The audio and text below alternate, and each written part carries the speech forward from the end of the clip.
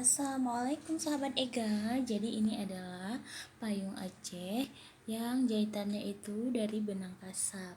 Nah, ini adalah benang kasap supaya teman-teman sahabat Ega semua bisa mengenal apa itu kasap. Nah, kalau ini kasap di zaman orde baru, ini namanya gim. Nah, ini dia penampakan dari jauhnya. Dan dia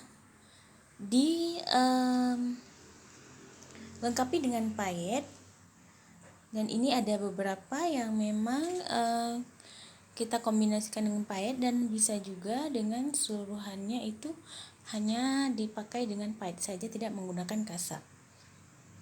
Baiklah sahabat Enika, ini adalah payung pengantin.